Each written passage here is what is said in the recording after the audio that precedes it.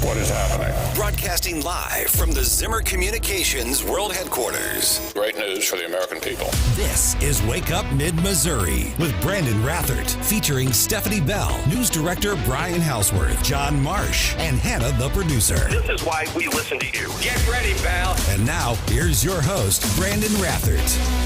Now to a CBS News exclusive with the first television interview with IRS whistleblower Gary Shapley since he spoke with lawmakers last month. A lead investigator in the Hunter Biden case tells CBS's Jim Axelrod that he felt the president's son received preferential treatment, and in a stunning claim says that he was blocked from pursuing leads that could have led to the president himself. And then this same dude, Gary Shapley, goes on to Fox yesterday with Brett Baer, and I'll say this morning, the walls are closing in on Hunter Biden.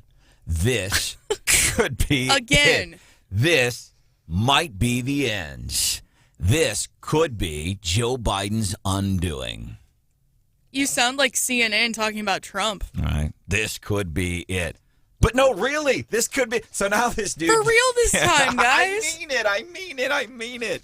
And here's why I'm starting to feel a little bit better about this. Number one, I've placed a large bet on it. Number two. How large? A week's worth of Hannah's salary. Okay. So yesterday, same dude, now he's on Fox, and some of the things that he is saying, he is laying out the case saying, listen, even this Weiss, this prosecutor, from the Trump-appointed guy, well, he was Trump-appointed, he was saying, he was being told from other folks, like, okay, you're close enough, stop there. Like being told to stop, stand down, like a dog. This is his interview from yesterday on Fox, a portion of it with Fox's Brett Baer. Between April and June of 2020, we drafted an affidavit to execute search warrant in a couple different locations, and the prosecutors at the time stated that probable cause had been achieved. But as we moved closer to the election, it just seemed like they kept putting it on the back burner, and they eventually didn't allow us to do that. So they're saying, okay, you got everything. Well, hold up. It's getting to be October now. We're getting real close to an election. Let's wait on that. Search warrant, even though the legal requirements to execute that search warrant were met. The most substantive felony charges were left off the table. Which would have been what? Which would have been evasion for 14, false return for 18 in 2019. So all that stuff, he's saying, listen, we had this stuff. We were told by the Department of Justice, do not move forward on this guy. He was, how come? Well, because they're Democrats. They're progressives. I don't know if those are exactly the words that were said, but it was basically something along those lines. We protect our own. That's what we do. More from Gary Shapley. Last night. Actually, let's do this. Mark Thiessen, because one of the things is apparently Hunter Biden, he's texting and he's texting with some leaders from China. And apparently the big guy, who I think we have somehow, I don't know how we did it, but we have figured out who the big guy is, Steph. It was Biden. pretty easy. Yeah. I mean, there's never really been any question, but it's just a weird nickname. And like, because you give him a nickname because you're like supposedly trying to hide something, but you give him that nickname. Right. The boss, the big guy. Huh. Wonder who that is. I have a nickname. Jesus? I have a nickname for Joe, too. It's Mr. Magoo. Houseworth, you remember the Magoo cartoon? I do. It's pretty good, wasn't it? It was a good show. It was a good cartoon. Marsh, you cannot. Seriously, if you look at Biden and Magoo, I'm being serious. I don't think I'm too far off base on this. Well, the president doesn't have the thick glasses. He does have the Ray-Ban aviators, though. So, and he's got that squint. Like Magoo, he was just always... Did he trip a lot, too? I don't think I watched Mr. Magoo. My question here, though, is what's the end game for all of us that are hoping that they get Hunter Biden? I mean, is it that... Hunter goes to jail? Is it that Joe is implicated and impeached? Is it that it's so bad that it affects the election? I mean, I think a lot of people are, I don't know that anyone thinks at this point we're going to get quote unquote justice for all of the weird stuff that went on with Hunter Biden. But like, what is the end game here? Like, what would be a win from a conservative perspective? Well, justice is coming to the American people in the form of Bidenomics. By the way, Senator Eric Schmitt, He joins us 7:35 talk about this mess. Eric Schmitt here at 7:35 on Wake Up Mid-Missouri. Stephanie Bell, producer Hannah, Brian Houseworth, John Marsh, I am Branden Rathert. I thought about that yesterday because here's what I caught myself saying yesterday as it relates to, and this is, by the way, remember, this is not just about Hunter Biden. This is about the president, the guy that people right here in Mid-Missouri, they voted for this guy to sit in the White House. It's about tying him, knowing his son was selling. He was selling his family name for favors. He was selling it for money. He was doing it with countries that want to hurt us. These are all the allegations, and it looks like we are getting closer to that truth. But I thought about that yesterday because here I heard myself. I kept saying, we almost got him. We're almost there. It's not about going after and getting Hunter. So I did have to think about that. And I think it exposes, like, you guys are doing some very despicable stuff. You're the leader of the free world. You are using your son and your name to in effect the very country that you are now the president of. You put the United States of America in a very precarious, dangerous situation. And now you're the leader of that very country. And I think that's why that matters. 874-9390. 874-9390. Well, the civil suit, isn't it supposed to crank up on the Hunter Biden laptop? Isn't that going on they this requested week? if the sorry about that. So there's a lot going on there. And here, by the way, the New York Times confirms the claim, one of the key claims of this whistleblower that we've been playing the audio of. His name is Carey, worked for the IRS. The New York Times is confirming. We know the New York Times are one of those. They run cover for the Bidens. They run cover for Democrats. I think my good friend Brian Houseworth might disagree with me, but the New York Times, they run cover for Democrats. So now the New York Times, they certainly lean left. They're having to get honest with themselves. What is that like? You know, when you believe something so hard, you will argue and debate. You'll debate your spouse until all night long to prove that you're right. But then there comes not everyone, but some people would. Yeah, some people would. Wait till you're married. It's easier to do when you're not married, I have found. But you believe in something so hard, and then that point in time when you have to admit to yourself and to the other people involved, I was wrong. That's a hard thing to do, and that's some of what the New York Times is doing right now. They're having to, and that's what CBS is doing right now. They're saying, maybe we got this, maybe we're getting this wrong. So they're swallowing bitter pills this morning and having to get honest with themselves. And for people that don't like to be honest with themselves, that's kind of uncomfortable. I know this is somebody who used to not be honest with myself. That point in time when you start to say, yep, I was wrong, I made a mistake, that's not a fun spot to be in. Bidenomics. What do you know about this, Houseworth? It's one thing. It's a term you've certainly heard from some Republicans. I haven't heard it. I think it's fairly recent that we've started to hear this. I'm anxious to hear and excited that we're going to have Senator Eric Schmitt live on Wake Up Mid-Missouri. Hopefully, he can give us some insight into that. He's been one that's talked about it. He's also mentioned Eric Schmitt has the DEI has crept into the nation's military. He's pointed out that as well. So we'll see what happens on that. And hopefully Senator Schmitt will make it back to Mid-Missouri. I know it's hard when they're in session getting into Washington, but it's always good to have our senators in the area when they get a chance to visit. I want to highlight some more. It seems, and this was not intentional, but all week long we've kind of had this theme. The phrase of the year, according to Merriam-Webster Dictionary, is gaslighting. The phrase gaslighting. That's when you are lied to make you think of a untrue reality. There is a movie, Gaslighting. It's usually something you see in dysfunctional relationships. Usually the perpetrator is the dude, the victim is the female, and the dude will lie. But honey, no, that's not what happened. Honey, people are starting, and these people can be they're very dark, sinister people. They can be very good at making people believe things that aren't true. Yeah, it's a form of manipulation. Yeah, and it's disgusting. It is a mind, but that's what Democrats and progressives do. For example, Joe Biden yesterday talking about Bidenomics, which Schmitt will be here 7:35 talking about this. Bidenomics, listen to what he says here. And third, promoting competition.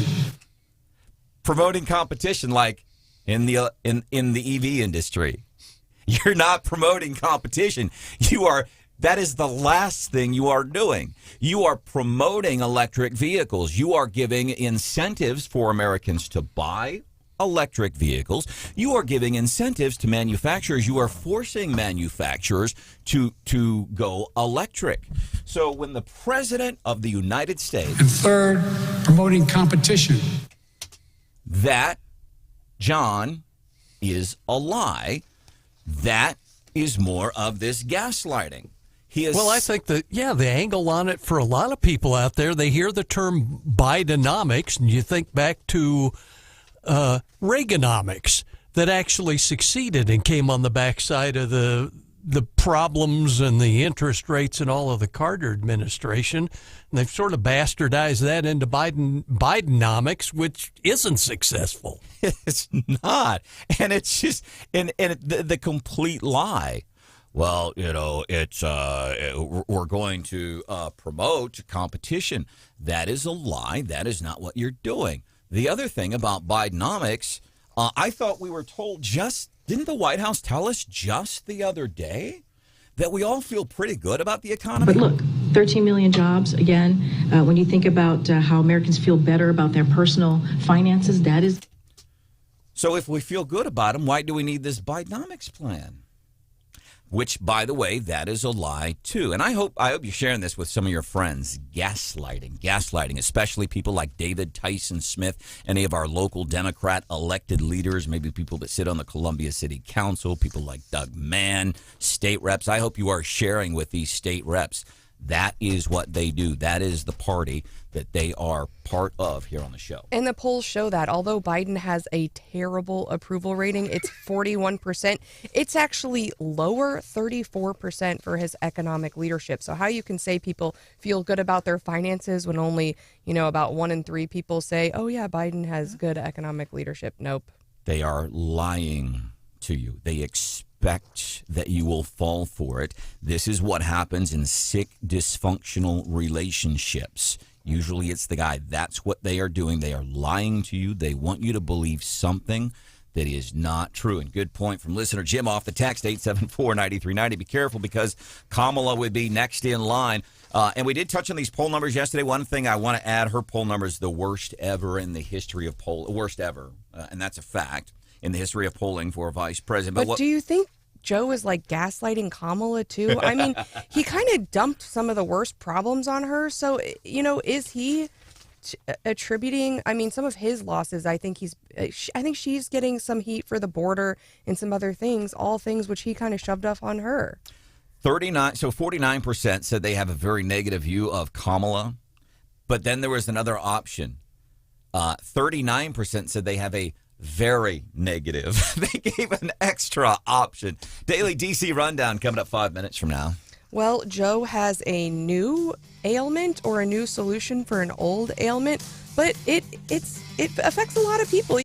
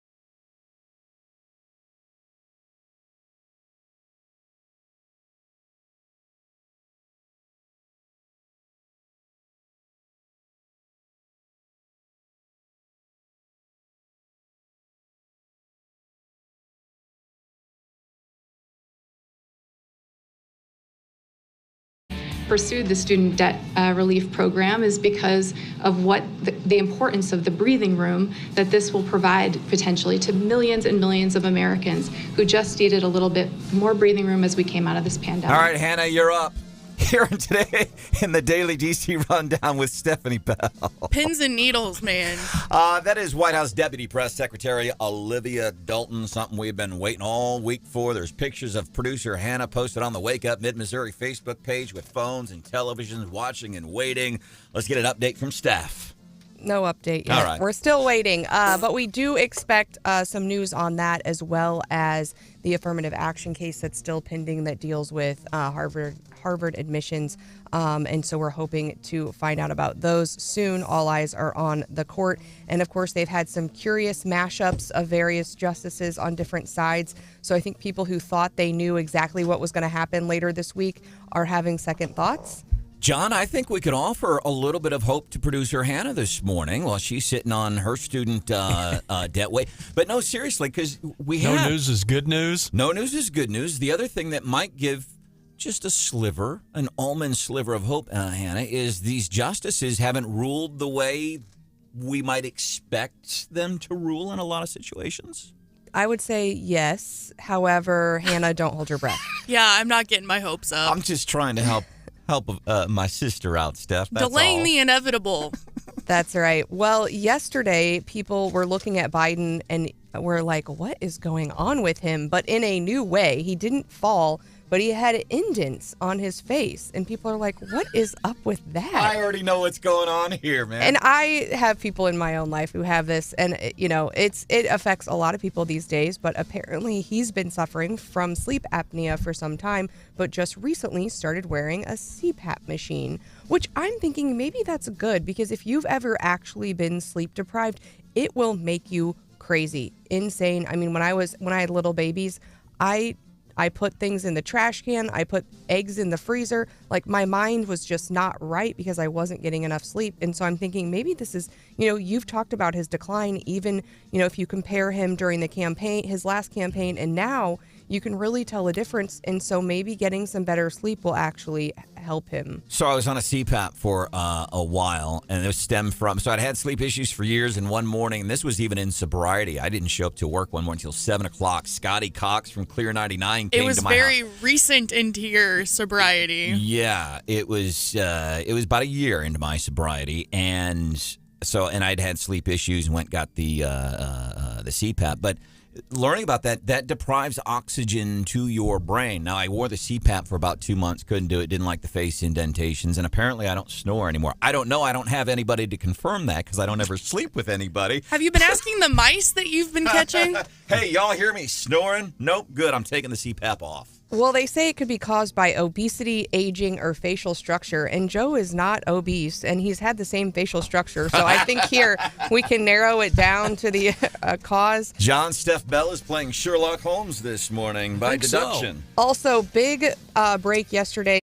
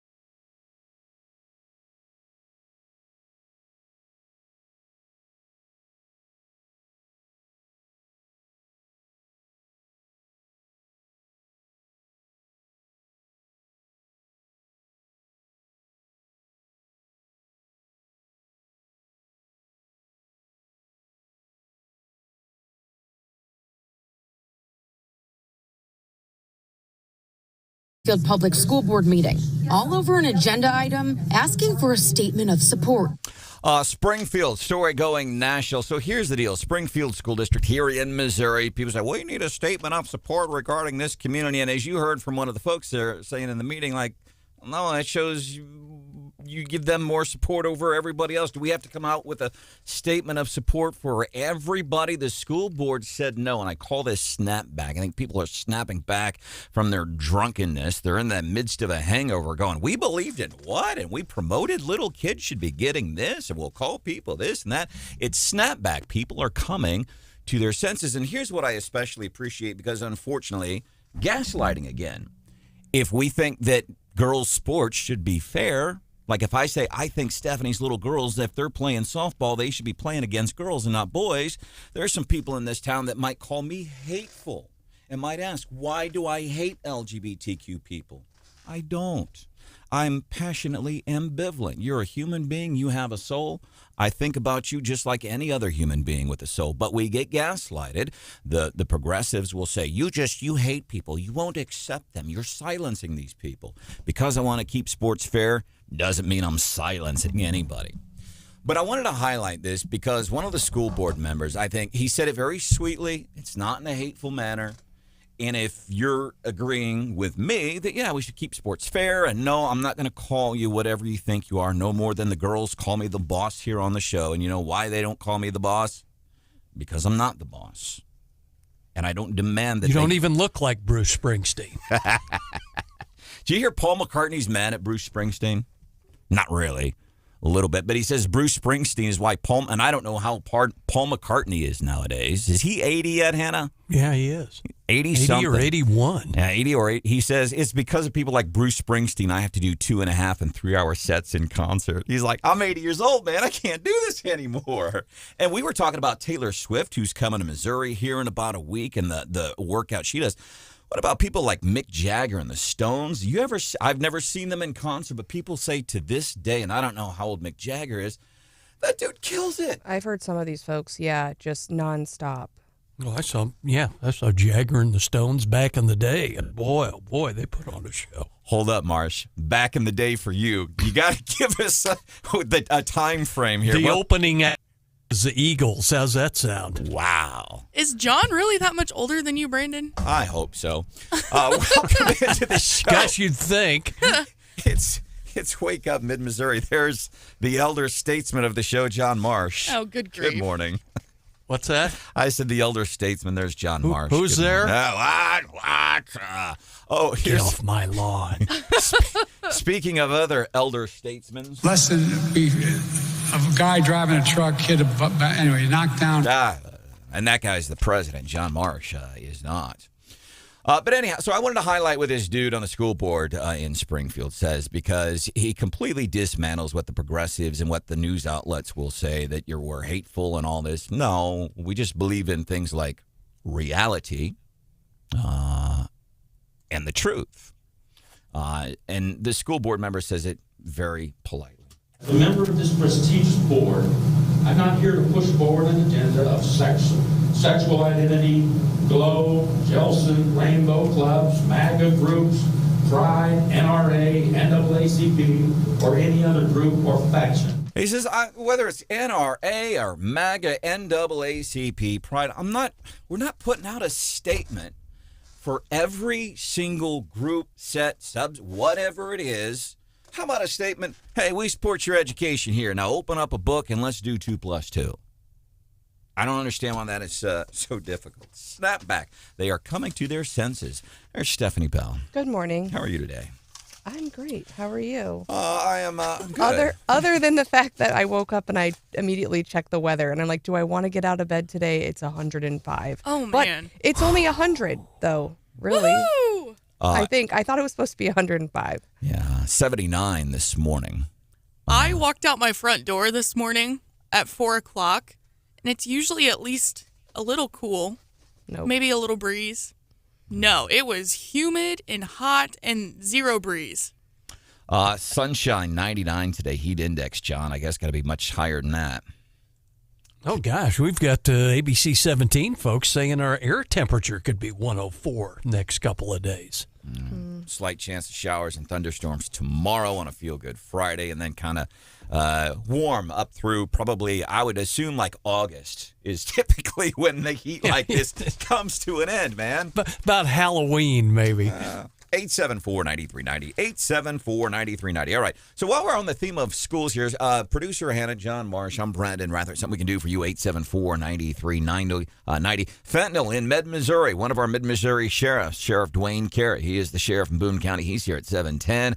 U.S. Senator Eric Schmitt. He's here at 7:35. We're talking about Bidenomics, his big thing yesterday, his big campaign thing, in which one of the things he says we want to promote competition. That is an absolute stunning lie, because you look at the electric vehicle industry. They're not promoting competition. They are showing favoritism. The lies continue to be crazy. And by the way, the state of some 4th of July celebrations, we're getting some more cancellations this morning. And if you're in one of the towns here in mid-Missouri, we'll hope that you know that by now. It kind of bums us out, but you know what? What can I do about it? Well, Ashland, I will point out, always does theirs later in the month. And so it is set, I forget it, but it's like 3 weekends from 4th of July.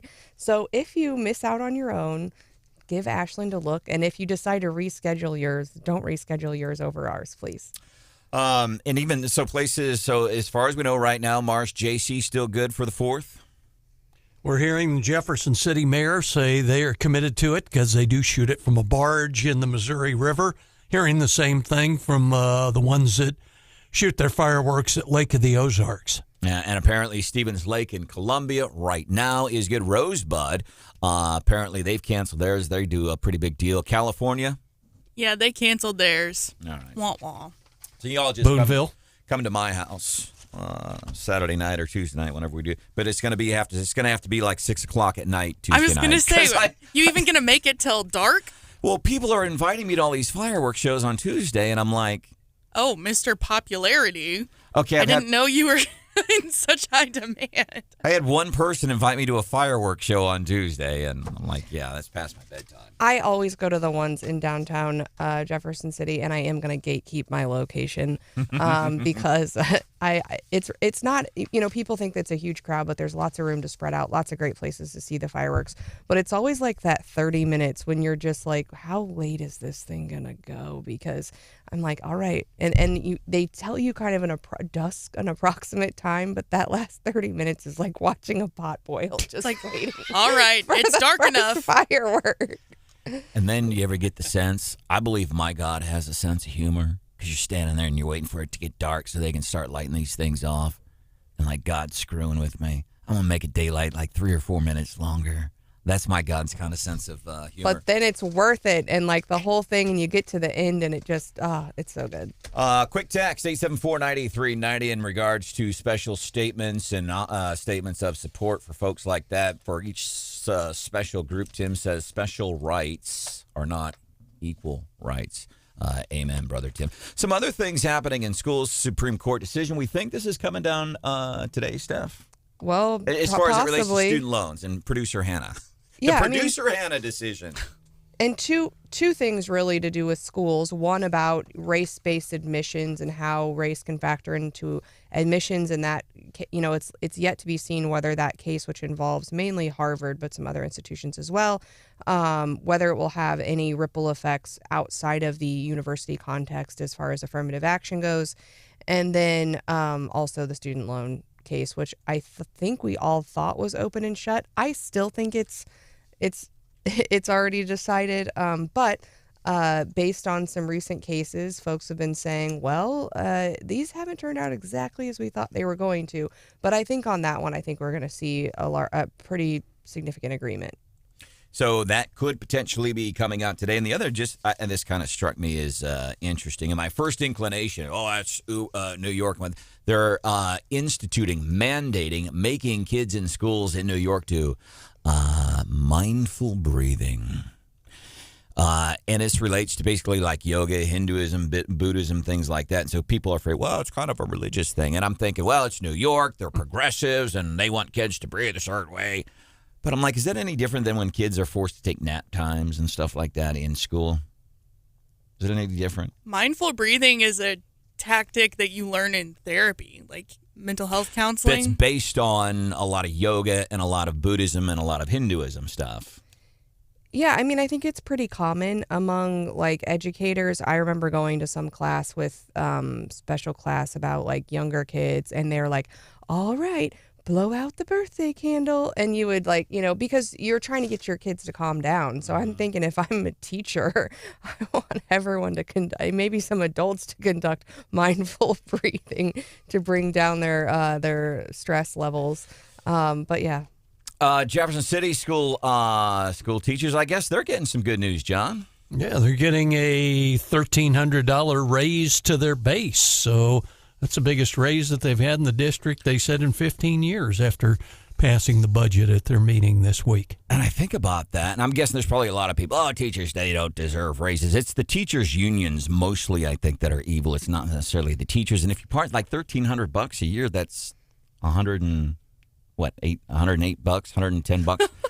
Here, I'm trying to do math on a story related to school. Oops. It's $100 a month. It's not insignificant, but at the rate at which, we've experienced inflation, and I'm sure, teachers feel like they aren't quite caught up. I don't know that, it's anything that it's not going to be a huge drop in the bucket given the prices of everything else. A lot of teachers have been jumping out of the profession, too, going to other things to provide a little more financial security for them. Shirley LePage, she is the CFO for the Jefferson City School District, chatting with KOMU. We feel that that's something to be proud of and very excited for our staff. They're excited. I mean, who doesn't get excited at a little raise? Better than nothing, better than a sharp stick in the eye. I mean, Hannah would be looking forward to that raise in the form of student loan reduction for sure. I mean, yeah. And I want to highlight this. Listener Jim Tuttle sent a message. He said, just wanted you to know, he says, I am getting $80.04 back on my gas tax. Oh. He calls it the theft fund. I love that. All right, coming up just a few minutes from now here on Wake Up Mid-Missouri. When is Tucker Carlson back on TV? He's doing like newlyweds do when they go and beg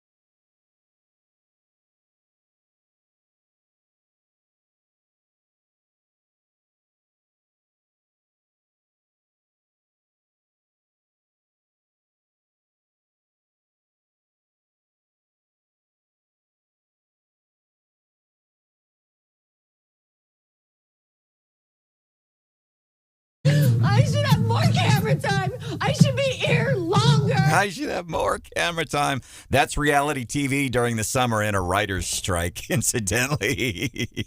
That's the stuff we get on TV. Sounds like John Marsh. It's kind of. Wait, you know what, Hannah? I don't deserve this. I should have more camera time. It is John Marsh. I should have more camera time. You know, if I was union, you guys couldn't do that to me. Sorry, John. I don't know why are we picking on John today, man. We love John Marsh. We love Stephanie Bell. We love producer Hannah and Brian Houseworth. And John, sometimes. And Rathert, we're not real sure about you. 874. My dad will tell you the same thing, incidentally, John. That's summertime. So incidentally, that audio there, that's summertime TV and a writer's strike. It's hosted. There's like a group called the Jonas Brothers. They were like Disney's pride and joy, and there's two of the Jonas Brothers, I guess, that are hosting this TV show, and it's called Claim to Fame. And from what I understand, they get like distant relatives of famous people to live together, and then you have to figure out who they're related to. What is this world coming to? I would rather watch MILF Island. Wow. No wonder. Than stuff like this. Well, you have to recall in the last writer strike is really what gave birth to a lot of today's really popular reality TV because they didn't have anybody writing, so they had to make up stuff. Yeah, real life. So they're like, hey, if we don't have any stories to tell, let's just put weird people in houses and see what happens and film it. And do challenges and stuff. And so some of my favorite reality TV came from this. So I was kind of hoping for like a rebirth of like new reality TV. And it sounds like all we're getting is, I mean, it's already trashy, but like trashy on a new, uninteresting level. Our roll cart has like 2 bags piled on top of it now. 874-9390. Tucker Carlson apparently raising funds for a new media company. There's a news outlet called Puck News. Dylan Byers does some good work with Puck News. He's saying that Carlson is currently raising funds for the venture and that the vast majority of his former staffers at Fox News who were laid off, they're like rallying behind him. So that tells me they must have really liked working for Tucker. Or they really need a job. Or that. That's option B. They all got fired earlier this week. You know, it kind of set me off when I first heard that he was raising money because I'm like, dude has a lot of money. We heard like the numbers from his contract. He's got multiple homes. He seems pretty rich, but it does seem like he is trying to salvage jobs for his staffers, which is kind of nice. Yeah, it's a good human move. You know, you can say whatever you want about a sports personality, TV personality, somebody you don't like. It's just a good, decent, I think, human thing to do. Of the 8 Fox News employees who were fired this week, this Dylan Byers from Puck News says the vast majority of those employees they're just going to reunite with Tucker. So yeah, because they need a job and maybe some loyalty to the guy. I think they should do like behind the scenes, and we could do a new reality TV show, right? Get all those Tucker staffers on camera. What they need to do is revive the best reality show of all time and put Tucker on with Flavor Flav and do Flavor of Love 2.0. Yes. Flavor of Love, which was born... I have no idea what John just said. Which was born out of... That was a spin-off of another reality show that aired only on VH1 back in the early 2000s called The Surreal Life. The Surreal Life, exactly. They took people... With Bridget Nielsen and Flavor Flav hooking up. What the heck? Yeah. Now, that was insane stuff, but also I was in my 30s, so that's probably why I watch that stuff. We are so glad you are here this morning. Fentanyl, and we know fentanyl, it comes from China, it comes through Mexico, and then it comes across that secure border, and then it comes right here into Missouri, and it kills little kids. That's no lie. And I don't mean to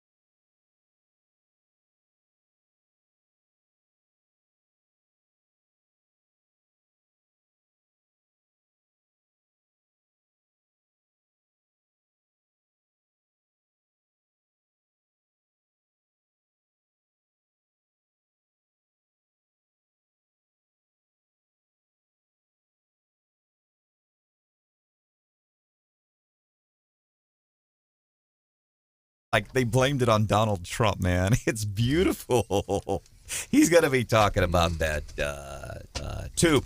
Welcome into the show. My name is Branden Rathert, Stephanie Bell, Brian Houseworth, Mr. John Marsh is checking in. That's producer Hannah in Boone County. Hannah reminded me of this yesterday because it's funny because we get people, well, you only have Republicans on the show and this and that is completely, it is a complete lie. We have Democrat here on the show all the time. We do. We actually have somebody tweeting at me this morning that I have the mayor on too much. So you can't please everybody. The mayor of Columbia. And if the mayor of Columbia, when we get a chance to talk to her, we're going to have her on. Yeah. And Hannah reminded me yesterday. She says, oh, yeah, Brandon's favorite Democrat is coming on the show Thursday morning. Our favorite Democrat. Boone County Sheriff Dwayne Carey. And I don't care about the labels and the titles. What I do care about is that we have effective leadership in Boone County, and that is for sure. Welcome into the show. Glad to be here. Got to say this for anybody who's seen the sheriff, and you can watch right now. Go to the Wake Up Mid-Missouri channel on YouTube. I would suggest you watch. He's looking really, really good because some health issues. 30 seconds, your secret to getting healthy and losing weight.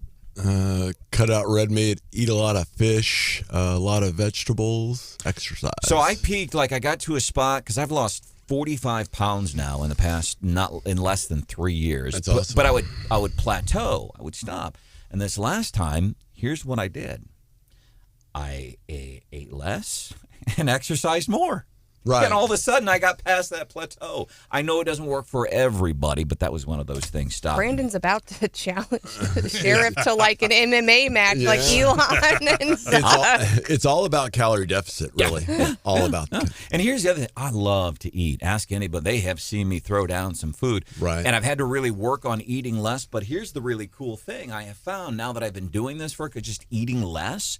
It becomes easier and easier to do. And now if I eat like a full steak, with the exception of the 22-ounce Gary steak at CC's, if I eat too much food, I'm like, I don't feel good anymore. So appreciate that. Let's move on to business. Fentanyl, illegal immigration. Fentanyl comes from China. It gets to Mexico. It comes through what Alejandro Mayorkas says is a secure border. The fentanyl comes right here to mid-Missouri, and it kills kids. Boone County, 2022, at least 20. And I say kids, I mean younger people, not necessarily, but younger people killed at least just fentanyl. I'm not talking all opioids. I'm talking the fentanyl coming from Mexico. Killed 25 kids in Boone County, and I wish I knew numbers for surrounding counties. I don't. Tell us the picture. Fentanyl in mid-Missouri. Marsh and I have been following bust in Sedalia. What was the big one on the Jefferson City Bridge, John? Oh, gosh, you name it. I mean, every time we turn around, we've got a fentanyl bust. I think Sheriff can relate to that. What's not making the news as it relates to fentanyl here, Sheriff? Well, I'd say there's a couple things. One, it's not just fentanyl. It's the combination of fentanyl and meth. And then there's fentanyl and this new horse tranquilizer that they're putting in with that as well. Narcan obviously works on fentanyl. It doesn't work on the tranquilizer. The combination of meth and fentanyl, deadly. We've had a couple issues in the jail where people have come in with loads of both of those on and then ended up not making it out. And so it's a problem, right? It used to be that people were cooking meth here locally. Boone County is just too populated. It smells when you cook it. And so there's not a lot of that. To your point, most of everything that's coming into Boone County is coming from south. That's why you'll see. When you say south, you mean Mexico. Right. So route highway, Interstate 44, those areas coming up. And so most of the stuff's coming in. But yeah, fentanyl is a big issue. I've always been troubled by the fact that, we're doing these little, 2-hour segments of how to use Narcan, and we're giving you out Narcan. It's almost like, to me, it's like, okay, hey, it's okay to use this stuff, but if you use too much of it and you OD, make sure your friends know how to use this. It just seems like we're enabling people to continue to use these illegal drugs. Why don't you spend 2 hours on teaching me how to get help for my addiction? Why don't you spend 2 hours doing that? Huh. All right, Boone County Sheriff Dwayne Carey is hanging out with us this morning on Wake Up Mid-Missouri. Sheriff, huge issue, and I know Brandon will have follow-ups. That fentanyl's a huge issue, and we're seeing it all over Mid-Missouri. I want to ask you about a homicide, a double homicide that happened on June the 4th up near the fairgrounds. It happened during a house party at a vacant residence. 2 juveniles, 2 teenagers shot to death. And according to the deputies, I've talked to Captain Lear, and he couldn't elaborate, 2 opposing groups were involved. What is the status of that investigation? And when you guys say 2 opposing groups, does it involve gangs? Can you say? It's an active case, and yes. It does involve gangs? Yeah, sure, by all means. What can you tell us about that? Because that's the first time we've heard this publicly. About gangs? About the gangs being involved in this one, because they've just said 2 opposing groups. Yeah. So, again, active case, I can't tell you a whole lot. But, yeah, we have 2 primary gangs in Boone County, north side, east side. I've talked about it on radio a lot. And so most everything you're seeing lately as far as homicide, shootings, that's north side, east side. I mean, I don't know that it's really rocket science for people that follow any of this. I mean, sure. Well, here's what happens, and I don't know if it's the news. I don't know where it comes from, police reports. I'm not trying to criticize anybody, but here's where I will go with it. If it comes from a news outlet, I'm going to assume that it's a progressive college kid. Well, I don't want to say gang members. I want to be polite. I'll say it was from opposing groups, like it's West Side Story, 1957. Drives me crazy. All right.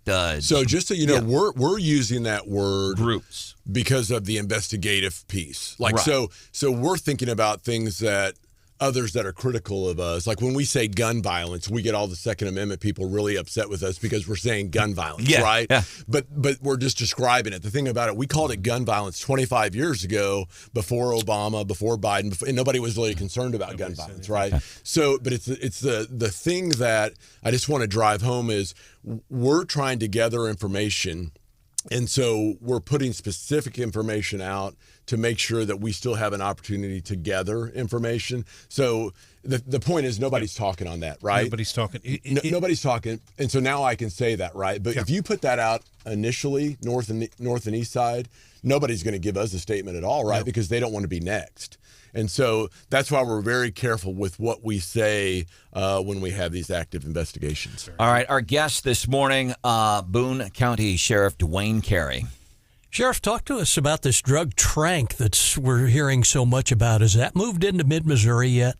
I don't really know, to be quite honest with you. I would guess, yes. I mean, talk to us about traffic stops. What are they looking like? Anything new recently as to traffic stops? Well, we make a lot of traffic stops at the sheriff's office. Yeah, but you're only stopping black drivers. That's not accurate. I know. But that's what the news outlets here locally will tell you. Yeah, no, we stop a lot of folks. In fact, it's an interesting dynamic, and of course, we have to report racial profiling numbers. But 91% of our stops in 2022 by our deputies, and we keep track of this, is they had no idea what the race was before the stop was initiated. So, but anyway, what's new in that is I was receiving a lot of complaints, specifically in the city, about expired temporary tags. And we were talking off the air, right? But we take pictures to see how many, like, I don't have license sirens in my vehicle. I'm an unmarked truck. But what does your unmarked truck look like? I'm not telling you. So I think the oldest one I've seen was 12/22 of 21. We got you beat. Hannah, we did this a month and a half ago on the show. One of the biggest shows we ever did. People text us all morning pictures of expired plates. I think we beat that. I think we got one from 19, didn't we? I think we got one from 2019. So we have a grant-funded operation. It's called Operation Slowdown, to where we'll put 4, 5, 6 deputies out, and it's on this grant, so they get paid through the grant. And I've just released them. Hey, you go do what you do. I don't care if you're making stops in the city, but we need to focus on hazardous moving violations. And then when you see these plates, these tags, we need to be writing people. Again, what we're like at the end of May. If you have somebody that expired in the middle of May or June, we can give them a warning, right? But if you're 2019 or 2021, everybody else has to pay their taxes. Why not those people? So if you see a lot of deputies making a lot of traffic stops, that's what they're doing. Okay. And we got about a minute and a half here. Regional trainings. And this is important because we talk about support for law enforcement and being able to be on the cutting edge of technology. Any advancements there?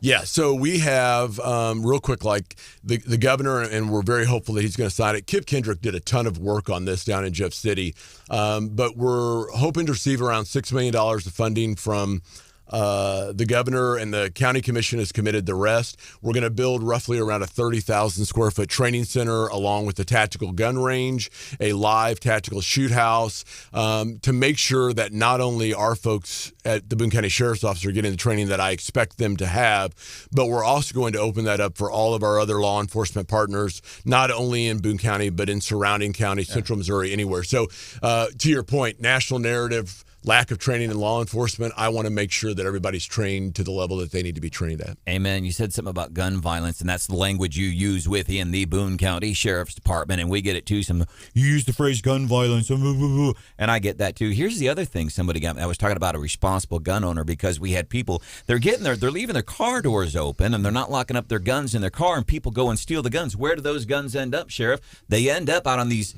groups or gangs have them, and I said something about being a responsible gun owner, and I get people, they lied into me. Well, you're against the Second. I'm like, what the hell are you talking about? Because I use the word responsible gun owner. Do you get that too? I do, and and I've said it 1,000 times. I'm a big Second Amendment. I'm an guy. I'm an avid hunter.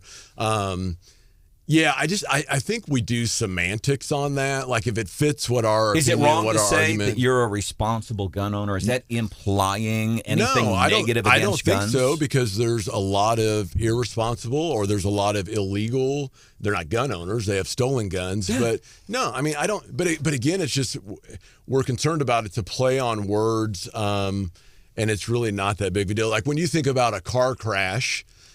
You're saying it's a car crash. Yeah. It's I don't know. I don't get it. But Boone County Sheriff Dwayne Carey, thank you. It's always cool when you come in and hang out with us, and keep up the work that you're doing on your physical, your weight and your looks. And here's why I'm not saying that but because other people see it and they're like, man, if this Democrat can do it, I can do it too. Boone County Sheriff. Well, because other people will see it and they go, I can do it too. That's excellent. And if I'm going to be around for another term or two, I've got to be healthy and ready to roll, right? There's news. Brian Houseworth is clipping that and playing it in the news. Boone County Sheriff. Hey, man, thanks for what you do. We appreciate everybody. Tell everybody Boone County Sheriff's Department this morning. Wake Up Mid-Missouri appreciates them. I appreciate that, and you call anytime if you need me to come down. We'll do that. Coming up, 7:25.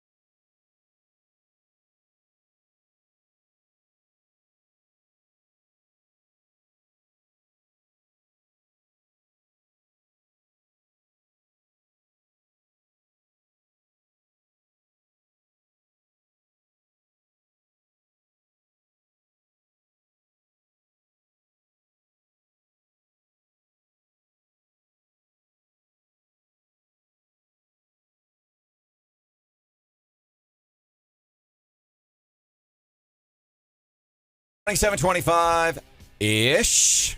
Uh-oh. Which means it's 7:26. Sheriff Dwayne Carey. I'm not taking ownership for this one. I'm a big fan of taking ownership. Not me. It was Boone County Sheriff Dwayne Carey. Blame the Democrats. That's what I do all the time, John. Blame the Democrat. Blame Dwayne. We very appreciative of Dwayne Carey's time in the studio this morning. Time for What's Hot with Hannah. I got duped. That's what's hot this morning. Hannah had this great story, and she even said, hey, you might want to get this song ready for the whole. And so I look at the story, I'm like, oh, man, because it's posted on the. Oh, yeah. Unless we take it down now that we know. Now we have some context. Might edit the caption on that one. It's a legit story. It's just that it happened a while ago, and it's a great story. So we get the song, we're ready. So here's bottom line is what's hot with Hannah today is Hannah got duped. In 2016.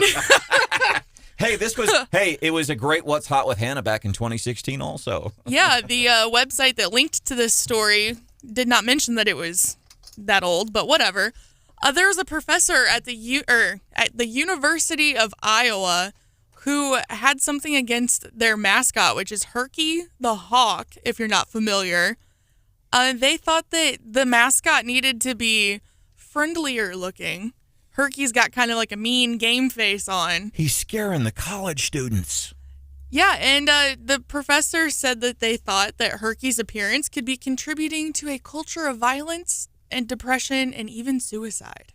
So, see, do you ever we hear that stuff and it's silliness and we laugh and we get mad, but I seriously wonder, what is that professor who says, this mascot, this furry mascot that gets out on the field every Saturday and at the basketball games, he's contributing to an entire ecosystem of violence here on college campuses.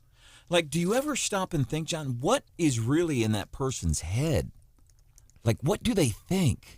Because I'm thinking the exact opposite. Whenever you have a girly, weird mascot that's not really, I'm like, aren't we trying to win here? Why is that a mascot? We're supposed to be competitive.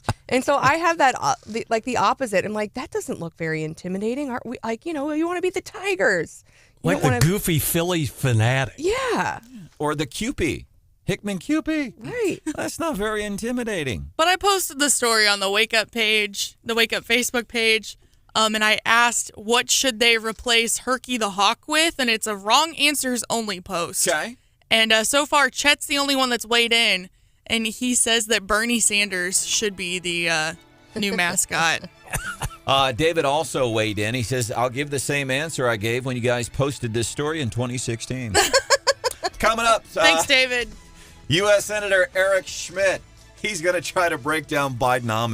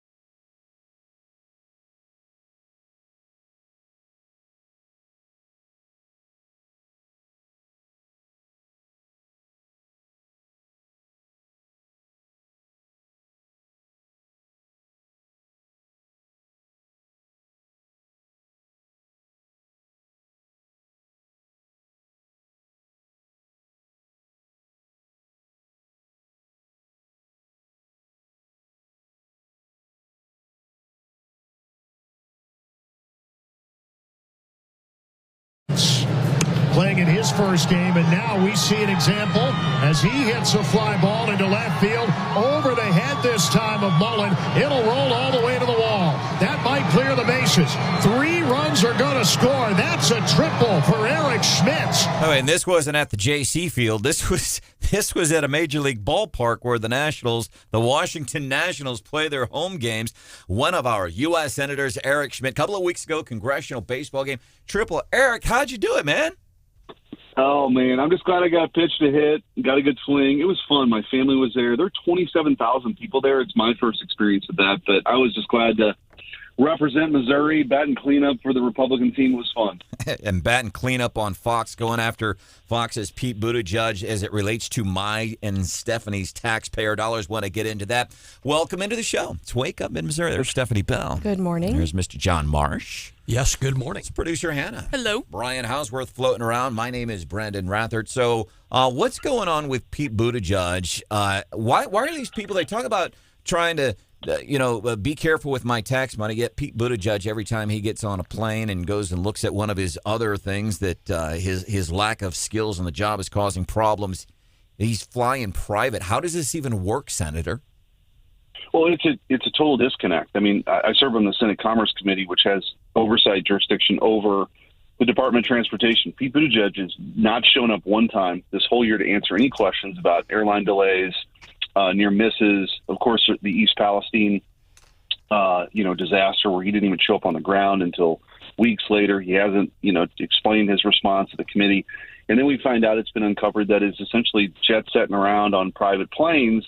And it's just inappropriate. It's not the best way to use taxpayer dollars. All we're asking with this legislation is the fly commercial, unless there, somehow, some way that's an actual flying private's a savings to taxpayers. We know that that's not. So, why don't you fly on the planes that your job is to oversee? And so it's pretty common sense legislation. But I think the revelation that he's doing this is concerning. And by the way, as far as one thing I don't understand is the optics of this. You'd think he'd be concerned about the optics. This is the same guy that will drive in his huge SUV to a PR event, then get out, take the bike out, and ride the bike for a block, so it looks like he's conserving energy or something. I mean, it's all very phony stuff. So you think he'd be concerned about how this looks? Evidently not. So we're going to, hold his feet to the fire on it. Again, our theme this week, Senator, has been gaslighting. That's what these uber progressives are doing. They're making us try to believe an alternate reality. It's gaslighting. That's what they do. U.S. Senator Eric Schmitt is joining us this morning on Wake Up Mid-Missouri. Talk to us, Senator, about where you think the repayment of the student loans is going to go. What do you think the high court will do? Well, there's only a couple days left, and I think this is going to be one of the last decisions. And when I was Attorney General, we were the first state. Missouri led this lawsuit. And, Missouri has a loan servicing organization, MOHELA, that gives us standing. The big issue here is who can sue, who has standing, who's going to have an actual injury. That's one of the questions for the court to consider. But I think they're going to rule in our favor, in Missouri's favor, and in, quite frankly, in the favor of taxpayers. There's no, from a fairness perspective, there's no reason under God's green earth or on God's green earth that a truck driver and a waitress should be paying for the unpaid student loans of, a tenured professor who has a theater degree. Okay, it's just ridiculous, number one. Number two, there's no constitutional or statutory authority that allows Joe Biden, one person, to wipe away between $500 billion to $1 trillion worth of student loan debt. There just isn't. And it was a cynical attempt during election season to try to get votes that way. And I think the court will see through it, apply the law, and sort of dismiss Biden's action and get us back to where we should have been, which is this is people's responsibility. And again, you shouldn't have, working folks subsidize these, degrees that people hadn't paid for. Senator, we appreciate you joining us live, and next time you're in Mid-Missouri, we'd love to have you in studio, and always enjoy having you on. You mentioned in the defense bill, from your perspective, you're saying, in your words here, divisive DEI, this is a direct quote, divisive DEI has crept into our nation's military, end of quote, Senator, and you believe it's hurting recruitment and driving a wedge between service members. If you could elaborate on that. Sure. I serve on the Senate Armed Services Committee, and we did the NDAA, the National Defense Authorization markup, essentially, where we we decide in that committee that goes to the full Senate floor what the priorities are going to be. And there's a few things that are very important to me. Clearly, in Missouri, we have a proud tradition of service. We have got Whiteman Air Force Base, we've got Fort Leonard Wood. Make sure that that those two places in particular, and the people who serve from our state, have what they need to defend our country. That's number one. Two, turning our attention in a real way to China, and that has been a real focus of mine. They are militarizing islands in the South China Sea. They mean business. They're playing in space. They're playing in hypersonics. This is a very, very serious threat, and we were able to get some legislation in that bill as it relates to that. The third piece is this really divisive DEI training, and it has no place in our military. I mean, our military has been the greatest meritocracy in the history of the world. You have people who come from, the lowest rung of the socioeconomic ladder who become war heroes, and parades are thrown for them in New York after wars, right? People can achieve great things. What we don't need is people being divided by race or by, sort of separated. And that's what this training is. I am all for, by the way, having a broad universe of people to recruit from to serve our country. We've done that, and we should do that. But this is very different. This is an ideology that has, made its way into a bunch of different parts of our society. It doesn't belong in our military. There's a reason why our servicemen and women wear uniforms, have certain haircuts.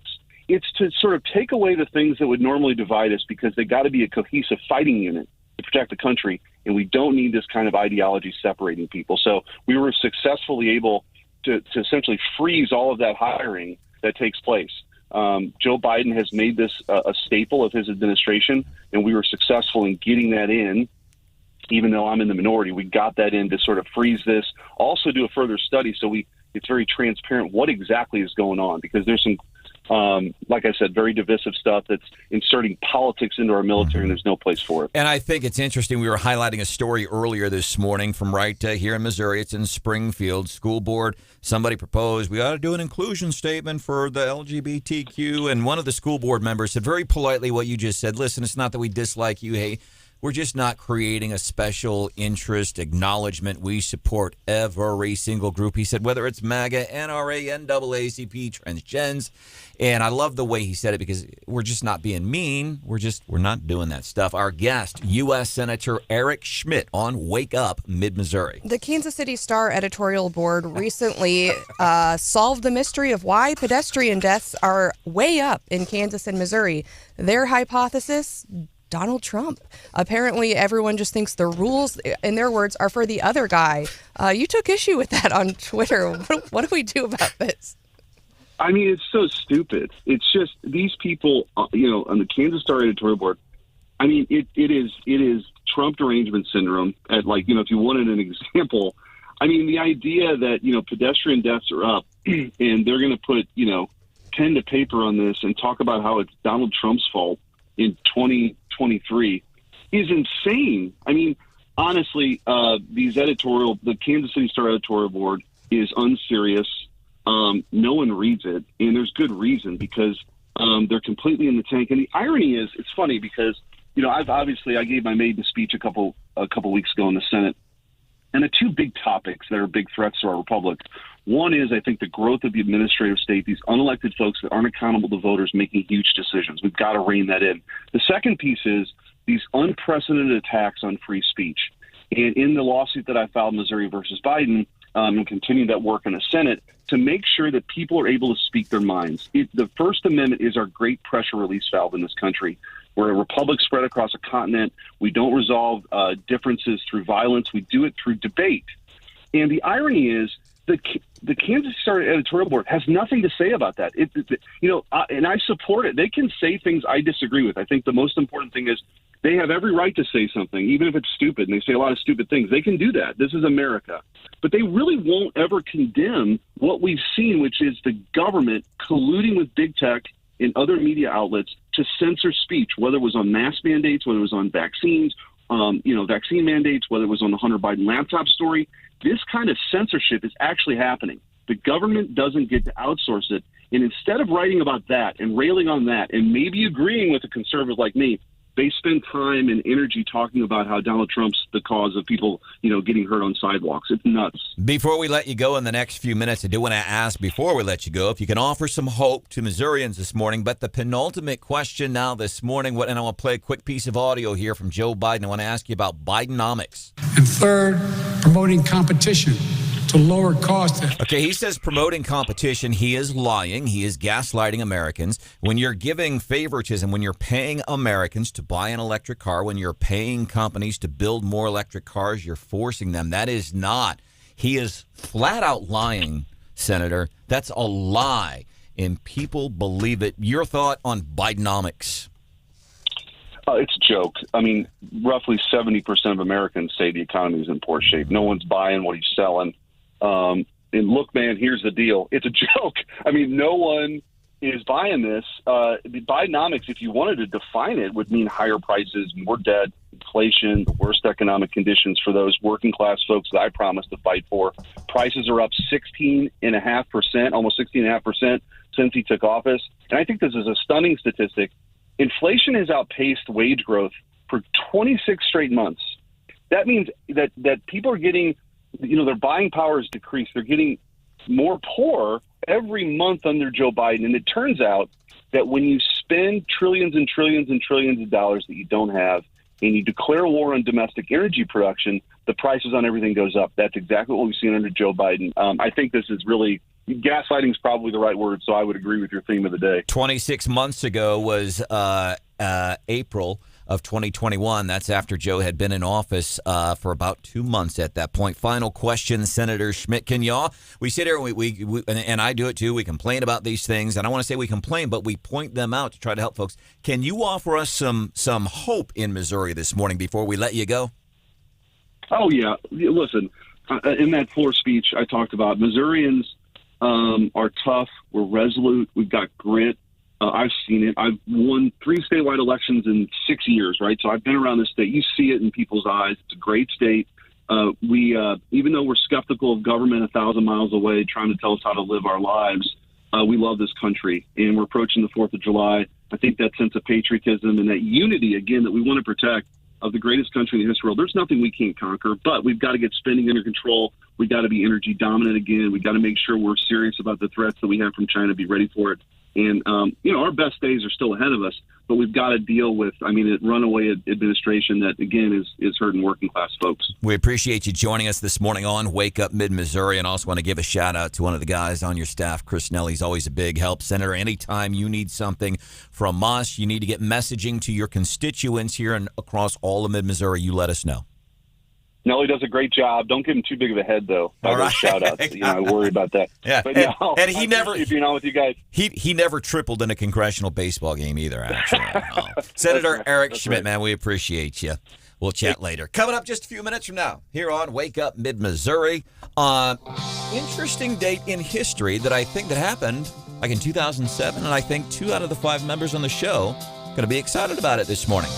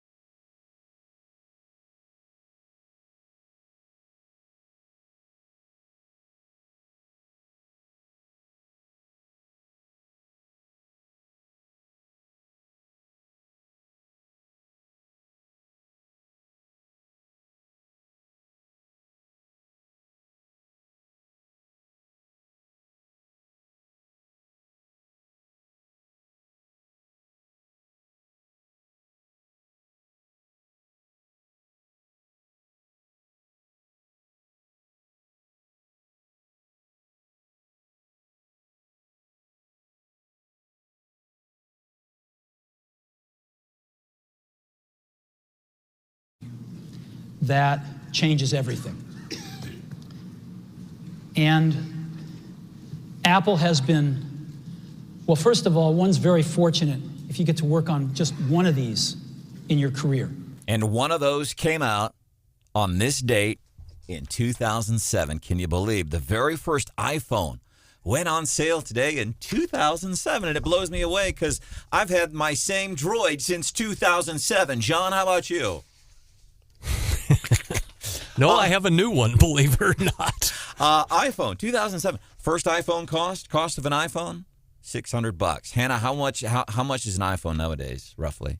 Probably at least double that. Yeah, they can push closer to 2,000. He also told a joke and showed a prototype in his little his first presentation, and it was just an iPad with like an old rotary phone thing on the front, or an iPod. Remember, because people back then had the iPods, those old iPods, and it just had a dialer on it, and he was like, "Oh, just kidding."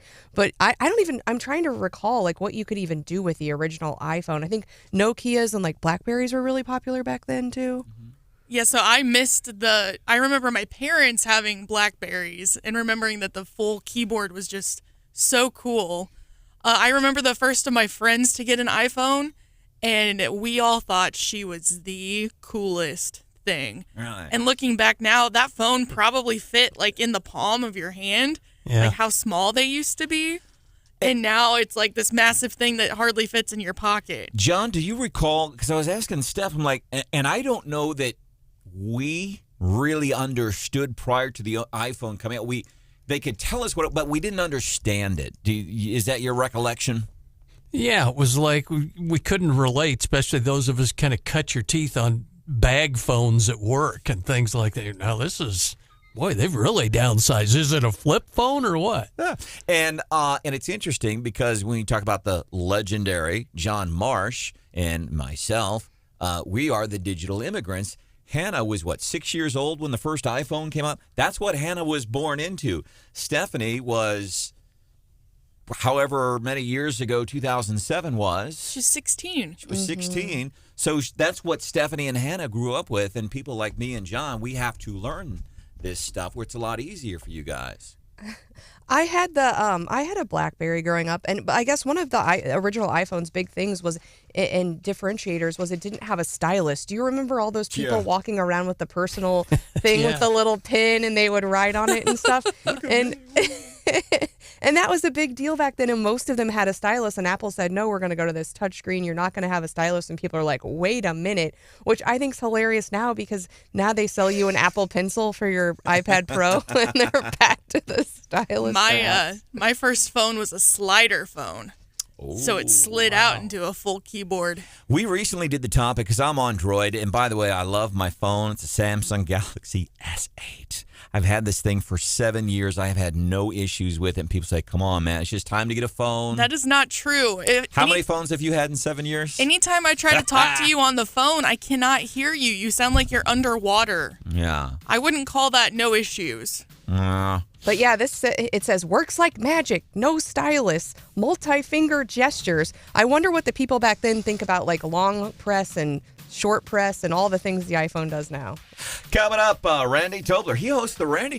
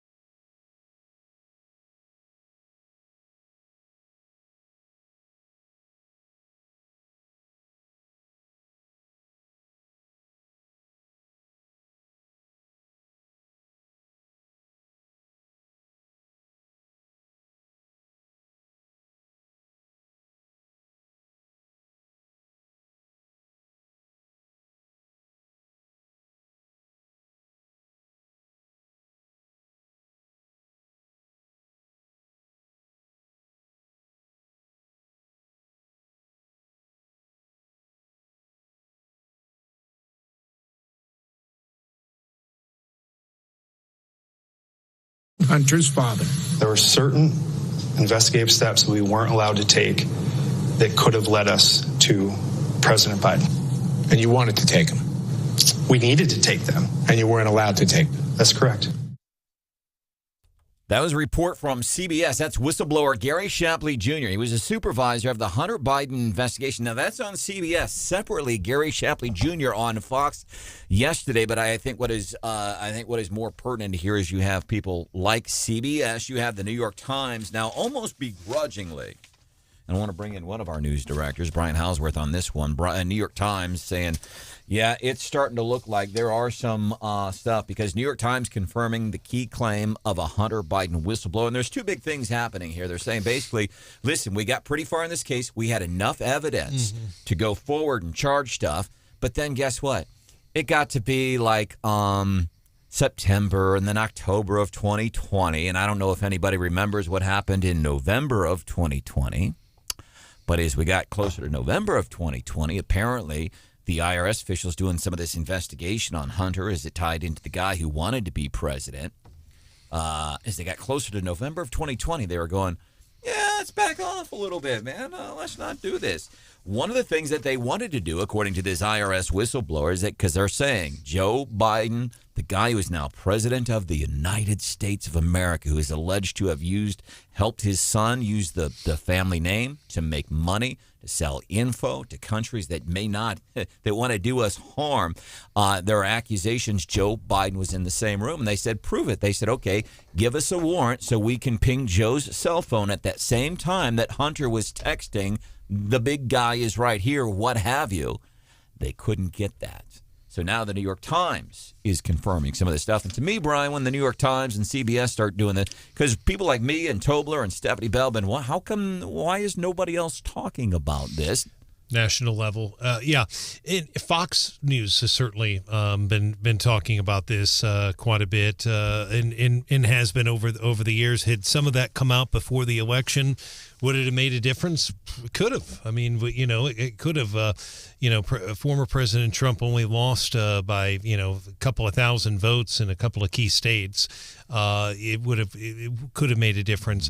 But again, it is being reported right now by the New York Times. So all these other people, they've been standing on the sidelines, and I bet. And the same thing with the New York Post when the stuff with the Hunter Biden. Remember, Twitter pulled the story. That's true. That story was on Twitter. Twitter didn't like it. They said, no, we don't think it's accurate.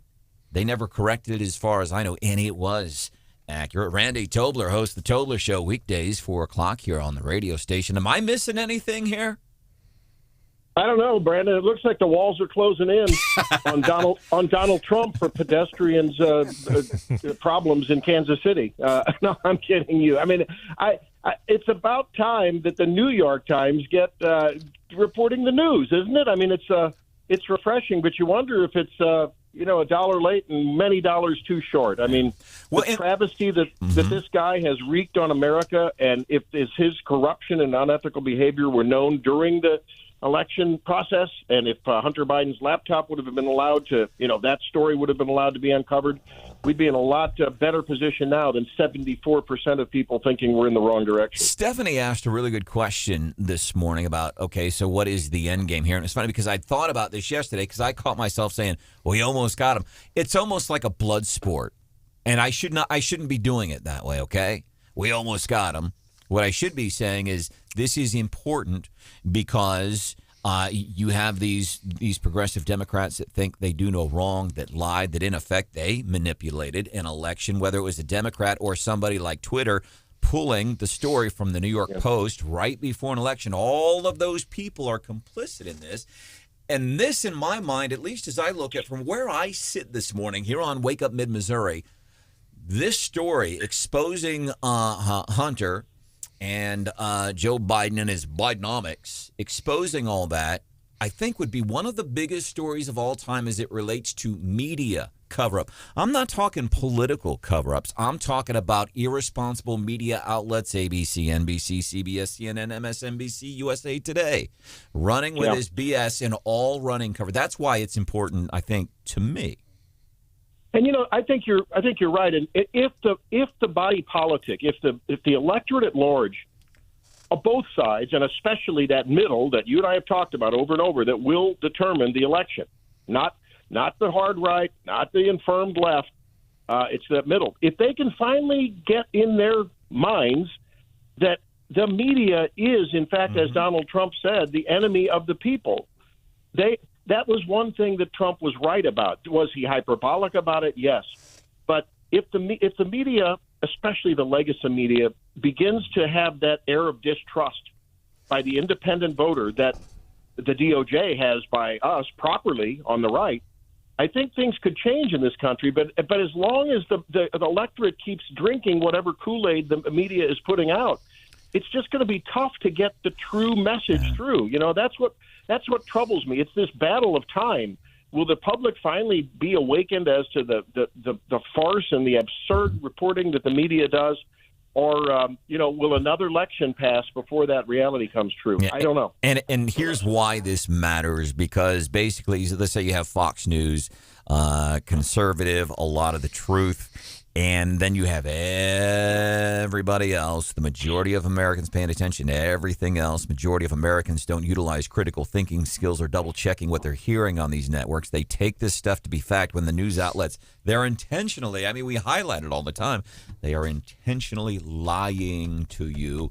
And if more people had the truth, perhaps that would better shape their opinions, and they would not vote for people like a Joe Biden, because now we sit here 2.5 years after he said unity and all this, and we are screwed. Our guest this morning, Randy Tobler, host of the Randy Tobler Show, weekdays 4 o'clock here on the station.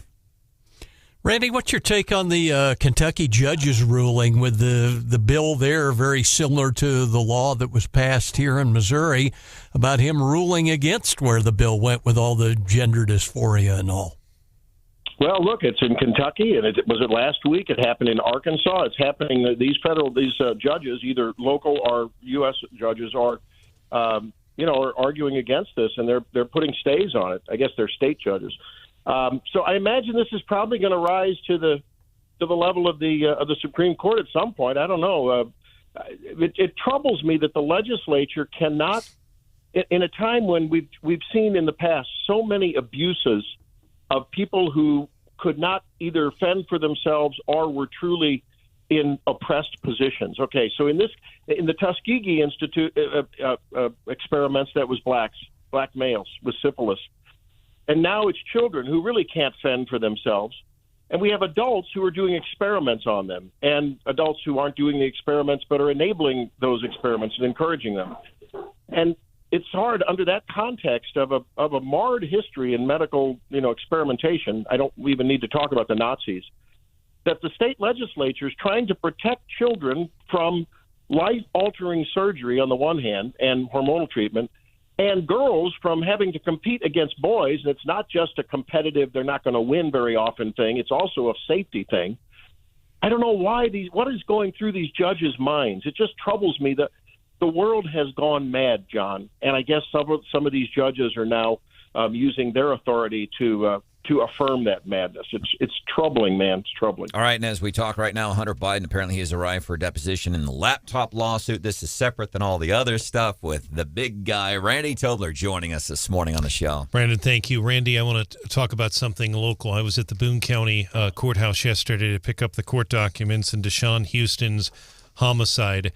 And to say they're troubling, that's an understatement. You had multiple shooters firing from 2 different vehicles, firing out the white Ford Explorer that was bullet riddled after it crashed. And then we had another guy hanging out of a sunroof of an Acura firing weapons. Bullets everywhere up on Dove Drive. A man shot in the head, killed in his own driveway. Your response?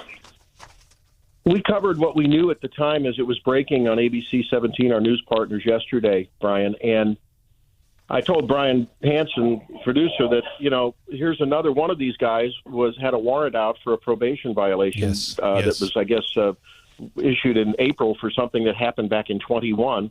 The judge ruled him dangerous. It goes back to the constant theme. It's a drumbeat that I hope listeners don't find boring. It's existentially threatening to our community. If we don't get these recalcitrant criminals off of the streets and maybe build fewer parks, fewer bike paths, fewer buses that no one rides, and commit to the main obligation, the first priority of government, which is to keep us safe, this community is going to be in a world of hurt. This sounded like an execution-style thing. This reminded me of old mafia days, maybe third world countries. You see this in movies, when all of a sudden in a banana republic, you see a bunch of people in a Jeep with a Tommy gun on top driving by and, mowing down some government official or in this case, some neighborhood guy. Drug deal probably gone south. I don't know what to say. I'm speechless, man. I don't know. It seems like all we want to do is build homeless shelters and bike paths instead of getting hardened criminals off the street and criticizing cops who, use proper training and restraint to restrain people that won't respond to a taser. I don't know. Again, I don't have an answer, Brian, but we got to get these people who are recalcitrant criminals off. Streets.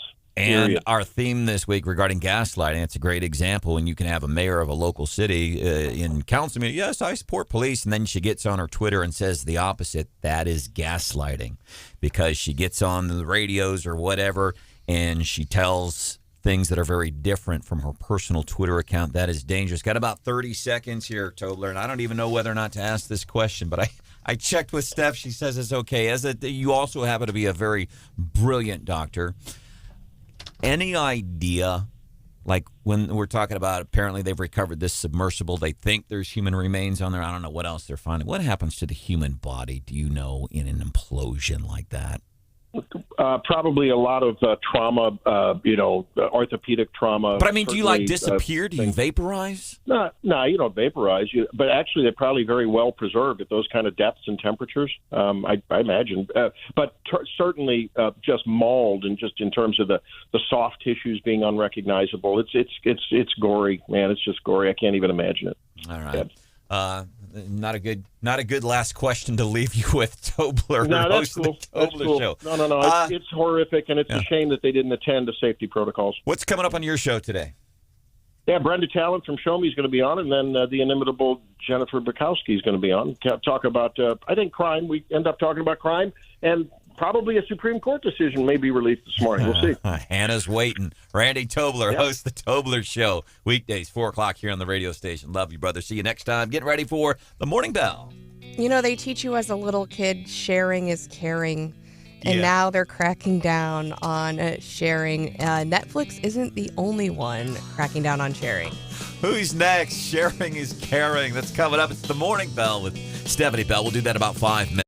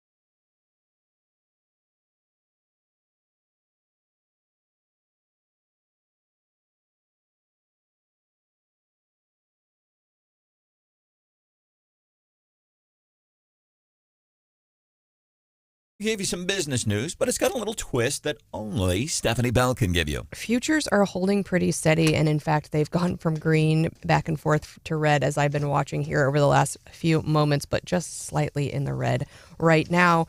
Now, when you're a little kid, they tell you to share, and that sharing is caring. And when you're a little kid, you say, bull, I'm keeping this entire Hershey bar all to myself. Well, and there is some differing parental advice about, it's okay to tell kids that some things are mine and I don't have to share those things. Anyway, people are cracking down majorly on sharing. People in mid-Missouri have been getting the evil Netflix notice. You turn on your TV and they're like, ha ha, we got you. And they've been talking about it for so long. I think people thought they were kind of joking or like whatever, but no, it's for real. If you're sharing a Netflix account, you've probably gotten the message. And apparently it's working for Netflix. A lot of folks got that message and they said, yeah, I still want my Netflix. I'll get my own account. Netflix added 100,000 new accounts on both in a single day on both May 26th and May 27th. Those are just days after the crackdown went into effect. So now are other people paying attention to that then? Oh, yeah. Lots of other businesses are starting to say, maybe we should cut down on the sharing of, our products. And so the next in line is your big box membership stores. Costco is saying, like the Sam's and Costco places. Okay. Well, we haven't heard anything from Sam's yet, but if they're watching Costco, a little nervous about that. Of course, we've got several Sam's right here in Mid-Mo. I think the closest Costco is like St. Louis to us. But they are saying, you have your membership card. When you go into Sam's, you have to scan it before you check out. And so people are like you used to do with your ID, right? As a young kid, handing their card off to somebody else, and then they're just trading. I didn't realize Costco's business, their prices are so low that they actually don't make a huge profit off of their products. And actually the memberships themselves account for about half of all of Costco's profit. And so they're thinking, Netflix, it went okay for them. And they're actually, getting more memberships. And since such a big part of our business is memberships, we should crack down as well. And so they're saying, and I don't, Sam's, I remember you used to have to kind of have you had your picture on your card. Because I used to try to get in there on my mom's account, and you used to have your picture and you used to have to show it when you came in the door. And now you really just, I think, use it at the register. Maybe they do like facial recognition. I don't know what they're doing, but Costco is saying, yeah, we're going to start changing it up. So you will have to have your card when you enter. And a lot of people are actually using them at self-checkouts. And so, obviously, if you just have your friend's card, you're at the self-checkout. No one's really paying attention whether it's your card or not. So, and I think if it goes well for Costco, I would assume other folks who have the subscription type model might start looking at who's on the subscription plan. I got a whole bunch of gas tax receipts that I'll share with folks. By the way, we got a message from listener Jim this morning. He's getting $80.04 from he didn't call it the gas tax. He called it the gas tax theft, I think is what he called it. July 1st, Saturday, you can start submitting your receipts, get some money back. And then take it to your local big box store. Right? Look, I got $12.18. Can I get a card?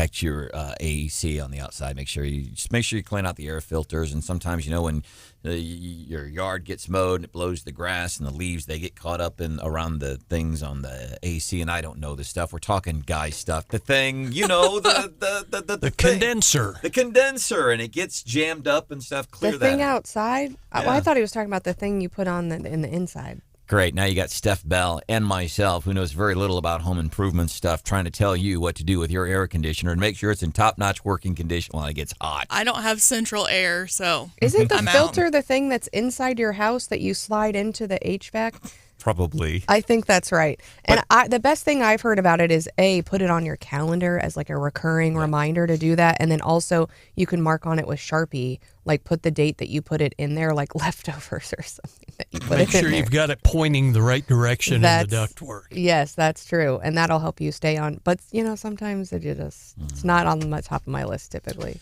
And then, of course, be careful. Maybe check on your elderly neighbors, things like Your that. pets. Your pets, be careful about them. I always feel bad for, and I get it. Some people are, no, dogs don't belong in the house. I don't agree with that, but I grew up for a while on a farm in southeast Missouri, and that was, Big old smelly farm dogs. And then I say, but Grandma, then I'd say, Grandma, bring the dogs in. It's so hot outside. She's, they're used to it. They'll jump in the pond.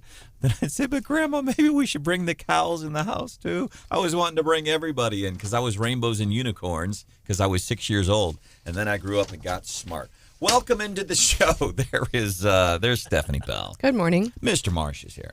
Good morning. Producer Hannah. But yet you draw the line at mice in your house when it's hot outside. That's right. Mice can get out. There's Mr. Brian Houseworth. It's good to see you, sir. My name is Branden Rathert. One more funny thing on this Joe Bidenomics yesterday. So Bidenomics basically, Reaganomics trickle down. These people up here do well, and all the money's going to trickle down. We'll all do well. Biden wants to build it from the middle out because it's been working so well over the past 2.5 years. These are the stunning kinds of things. They're like, man, look at what we've done over the past 2.5 years. Let's do more of it. One more thing on this. I got to give Fox some points, and I feel bad for taking part in this sometimes, but you know what? I don't care. So, you know how like CNN and MSNBC, some of those folks are, well, while Trump is we're just not airing his speech because he's going to be telling lies and we can't fact check it. Remember what everybody's doing, or CNN and MSNBC. PBS too. PBS, but they're not doing it. They don't believe what they're saying. They want you to think they are holier than, look at us. That's what we call, what's the phrase I'm looking for? Virtue signaling. Look at us. We're not carrying Trump's speech because he lies. Fox took it next level. Fox yesterday, while Biden is giving his Bidenomics speech, he said, we're going to do this, this, and that. Fox, look at what they did. They started printing chyrons as Joe Biden, the president of the United States, is up there talking on the TV. My God, it was beautiful, John. They start just putting up on chyrons. They start putting facts. But here's what was beautiful about it. The facts obviously were true, absolutely contradicting what a sitting president of the United States, not an ex-president, the current president of the United States, he's on the TV, he's lying to you. And Fox is not saying, we're going to fact check the president while he's talking. We're going to do this. Fox didn't say, we're not going to carry his speech. Fox quietly and politely posted some facts while the president was lying to you. This is next level trolling. So across the bottom of the screen, U.S. consumer prices were up 15% over the last 2 years. While Joe's talking about the great economy. The May inflation rate had grown by 4%. While Joe's talking about how good Americans feel about things. Total credit card debt for the first quarter of 2023 was up 28% under Biden. While Joe is saying, see, the future looks good because look at the past 2.5 years. Existing home sales had fallen 34% in the last 2 years. While Joe is saying, let's go get them. Tomorrow's a new day in America. Average hourly earnings dropped 3.1% since the president assumed office. And then, so when they were saying that, Joe was less than a guy dropping. Yeah, whatever. So you get the point. But Fox did it very politely. They didn't get holier than thou. They simply posted facts about the economy. And I wonder, and I know we say this all the time, but like if you're a Democrat and you voted for Joe and I would love, honestly, we would be polite. And would just ask questions, wouldn't try to debate you. Would just love to see what it is. What is it that you still somebody who voted for Biden, what is it that you still think that he's doing that's effective? I would just love to ask that question. Get somebody like a David Tyson Smith or Jess Piper, flat out. I mean, if you look at her Twitter feed, she thinks he's doing a great job. I mean, so there are people out there. I met Jess Piper in person. Who is Jess Piper? She's never even held elected office in Missouri. She's run once, but she got 25% of the vote in a very red district in Northwest Missouri. And we did a TV show together several months ago, and she's all fire and stuff, and it was funny. I'll tell you a true story, and then we'll move forward to the next thing. I was excited because Scott Fawn, who does Missouri Times and has a TV show called This Week in Missouri Politics. Great show if you're into Missouri politics every Sunday. And he invited me and Jess Piper to be on the show. And I'm like, I can't wait to meet Jess Piper because she's fire on the Twitter, isn't she? Very much so. And so we get there, nice as can be, just as polite, like nothing. And it was a reminder, Steph, that we see what people do on the Twitter. I met Jess Piper in person and very polite, and we even talked a little bit and disagreed, but nothing like on Twitter. A good reminder that Twitter is not real life. Amen. Thank you. Unless you've got a blue check mark. What was going on in Jefferson City? This is what is puzzling me. I can't figure it out. At the Truman Building the other day, John, what was up there? Police department not telling us too much, but their quote they used in their press release, several people hit with projectiles Tuesday afternoon outside the Truman Building. They're not sure exactly what it was, but they don't think they were pellets, and they don't think they were paintballs. They say maybe a half a dozen people or so were hit. No arrests. They're working on some leads, but kind of cryptic. Have they talked to the birds? Like, what are our other options here? I mean, people weren't like throwing baseballs. I assume if they thought they were pellets of some sort, it was small. It wasn't like falling trash. What could it have? Yeah, it wasn't hailing at the time. Been. No. And the thing to keep in mind too about that particular location, John's right. They're really not sure what the projectiles were. But it'd be very hard if someone would. Obviously, they weren't nearby. They must have been in their vehicles. But there's not a whole lot of places you can drive by where there's not security cameras. Or children. There's a school across the way. St. Peter Church. Or good hiding places. Yeah. Because I'm trying to with somebody, and because I was just through that area yesterday on my way to Madison's, and I'm like, where would you even be hiding? Yeah, I mean, there's nowhere to hide. I mean, there's hardly any trees there. There's no really shade. And it is concerning. It is concerning, and I do know it's a state office building, and you've got the agencies over there, state employees. Stephanie mentioned children, so hopefully they can figure it out. I hope it was something really silly and not harmful. Like I hope someone was driving by just like flinging hot dogs. It just says projectiles. Yeah, it was weird. It was like, well, what? Are they some kids with super soakers or something? Oh, it's projectiles. Telling you, bird poop. John, did you get to see the Lombardi? Yes, I did. Yeah, how was that? Pretty cool. There were about 8 million kids in the Capitol Rotunda jostling for permission to get their to get their pictures taken with it. Glad you got to do that. Brandon, off the text, 874-9390. Did you see this stuff? That's exactly what I asked earlier, John, when we were talking about this story about some kind of unidentified flying projectiles. They're called UFPs by the Jefferson City Police Department and the Capitol Police. That's not true, but unidentified flying projectile, UFP, Truman Building the other day. First thing I said to Steph was, I wonder if it was you ever made like a spit gun, a spitball shooter? Yeah, that's what I thought. Brandon, text. Amen, brother. Spitwads, obviously. Maybe it was like water balloons. Potato shooter. Yeah, there you go. T-shirts. What if they were just throwing out free T-shirts? Dwayne off the text. They have a new type of air-powered gun for gel balls. It's like a paintball, but they're made of gel. 874-9390. Jade is in Jefferson City. We appreciate you listening to Wake Up Mid-Missouri in Jefferson. And now he's gone. Or she. Probably on the droid format. I was hoping we would solve the mystery. If you've been hit by a projectile, call this number right now. Jade, call us back, bud. For some reason we lost you. We'd love to chat with you. We are in the 573. Call the number you just called. Did you hang up on him? No, I did not at all. Because you heard that means we didn't do it. I didn't.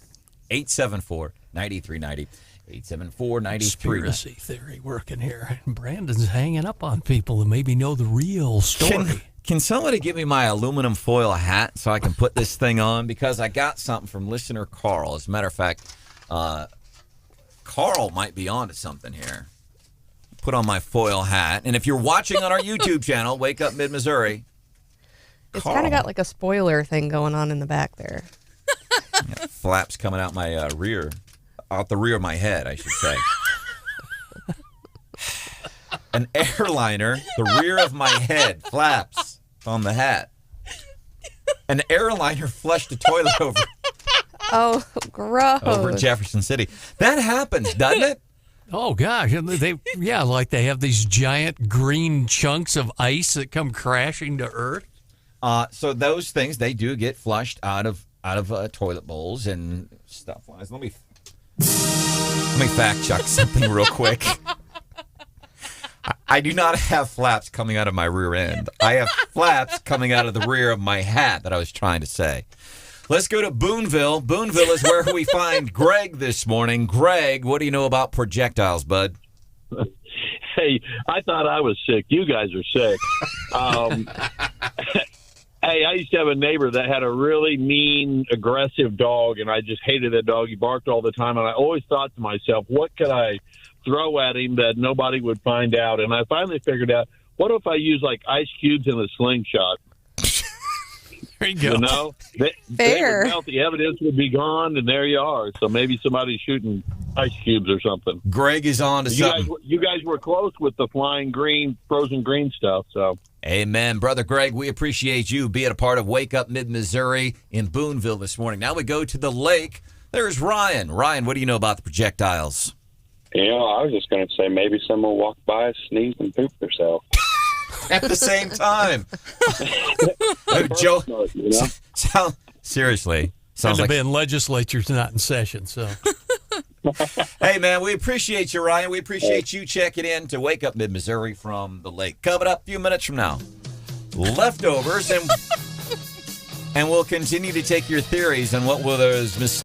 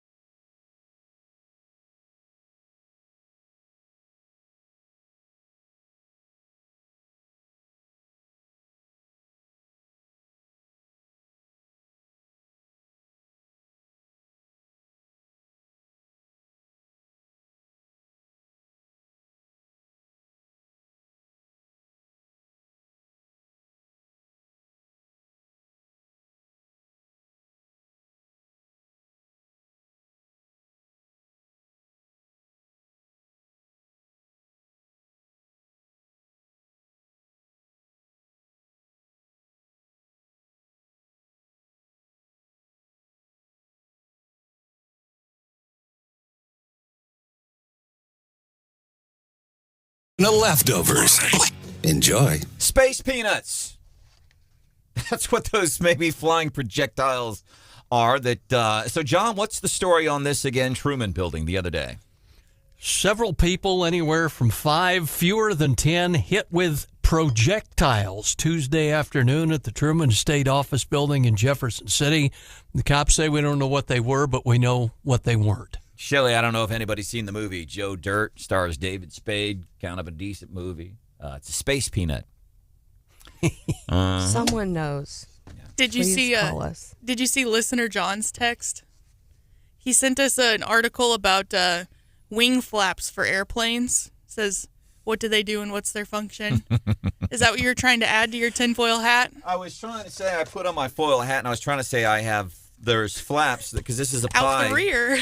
My aluminum foil hat that I put on when I started getting conspiratorial here. It's got this like flaps on it because it can. So I said I have flaps coming out of my rear. We had to run that statement through the Ministry of Truth. Not great. Well, we have a lot of court news headed our way. We are expecting some big decisions potentially today on student loans and affirmative action. We also got some more news. Quit looking at me like that. We also got some more news about what cases the court might be taking up next year. So they are looking at taxing on. Some folks are basically challenging the taxation of unrealized gains. There's also a case that they are going to take up on veterans' education benefits. The other one dealing with taxation obviously deals with the 16th Amendment, which hasn't been before the court in a while. The other really exciting court news, I think, that's coming up is the case of Adnan Syed from the original Serial. Apparently, his conviction was he was let out of prison, and now the Supreme Court of Maryland is looking at it because his conviction was reinstated by a lower court after he was released from prison. I have not been following this as closely as I should have been, but I was glued to this case as many people were. I think it was now pre-COVID, right? Oh, yeah. I feel like Serial was one of the first true crime podcasts, and that's kind of exploded ever since. It sparked a movement. Well, the victim's family has raised some appeals, basically that they didn't have enough notice, that they weren't heard, and under the provisions of Maryland's law. So the Supreme Court of Maryland is set to hear that case here shortly. I have cheese in leftovers. We're talking about these unidentified UFPs, unidentified flying projectiles around the Truman Building the other day. Wasn't it last year, 2 years ago? And I think it was especially in Fulton. Apparently people were driving through town and taking Kraft American singles and just tossing them on cars. Could that have been the projectiles? Does anybody else remember this story, John? Yeah, there you go. Maybe it was. See, I remember it differently. I remember people throwing cheese slices at their small children, trying to get it to stick to their head. I'm serious. Far more fascinating, and a great party game on a Friday night, incidentally. When you have friends and family over, you get your little kids, throw cheese slices, see if you can get them to stick on the kids' foreheads. No. And I just, in this million views on TikTok. Do it or baby shower. What a great place. Do it at a baby shower. I know the girls get together, do the games and stuff. Do the toss the cheese, see if you can stick to the baby's forehead. As long as you don't cut the cheese. John, you got anything for leftovers? Fox News has been all over it all day. Domingo Germán, the Yankees right-hander, pitches the 24th perfect game in Major League history. 4th perfect game for the Yanks. How about that? Madonna doing okay. Apparently she was found unresponsive yesterday. I think she's got some kind of infection. And